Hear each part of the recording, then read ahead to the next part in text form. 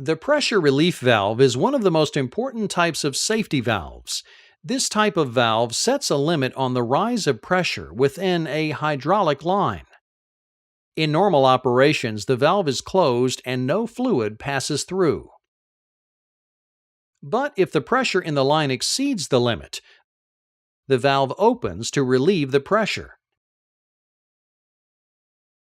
This protects expensive machinery such as motors, pumps, and actuators from becoming damaged from high pressure. Without a relief valve, pressure can continue to grow until another component fails and pressure is released. Pressure relief valves fall into two categories: direct acting or pilot operated. A direct acting relief valve is held closed by the direct force of a mechanical spring. The spring force holding the valve closed is opposed by the system hydraulic pressure. The cracking pressure is the minimum pressure at which the valve will begin to open. This pressure is set by changing the tension in the spring using an adjusting nut or knob. As long as the system operates at a pressure at or under the cracking pressure, the valve remains closed. If the hydraulic pressure increases even a small amount beyond this level, the valve begins to open and fluid begins to trickle through. The pressure at which the valve is fully open is called the full relief valve pressure and is higher than the cracking pressure. When the hydraulic fluid in the system reaches the full relief valve pressure, the valve will be fully open and all fluid is discharged through the outlet port. A pilot-operated relief valve makes it possible to handle higher pressures and flow.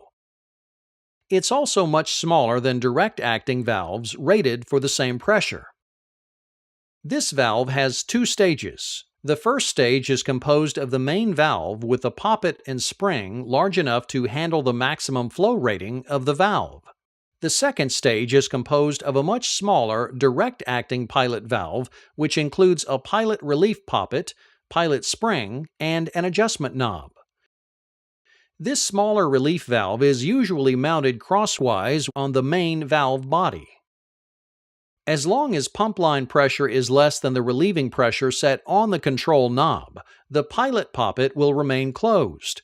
Since the pilot poppet is closed, the pressure in the mainspring chamber is the same as the line pressure. Since these pressures are equal, there is no pressure drop from one side to the other, and the main poppet also remains closed. When line pressure increases higher than the relieving pressure, the pilot relief valve moves to its open position. This allows fluid to flow from the pressure side through the orifice and across the pilot relief valve to the tank. Once the pilot valve is open, there is now a pressure drop across the main valve poppet with a higher pressure on the pump line side. This causes the main poppet to move, allowing full flow through the relief valve. The same is true in reverse. As the pump line pressure decreases below the relief pressure set by the adjustment knob, the pilot valve will close. This allows the main spool to close and restores a balance of pressure. Relief valves can be used anywhere in a hydraulic circuit where it's necessary to prevent pressure from exceeding a maximum level. Advantages of direct-acting valves are their low cost and fast response times to pressure spikes. Pilot-operated relief valves are advantageous due to their smaller size and ability to work with higher system pressures and higher flows.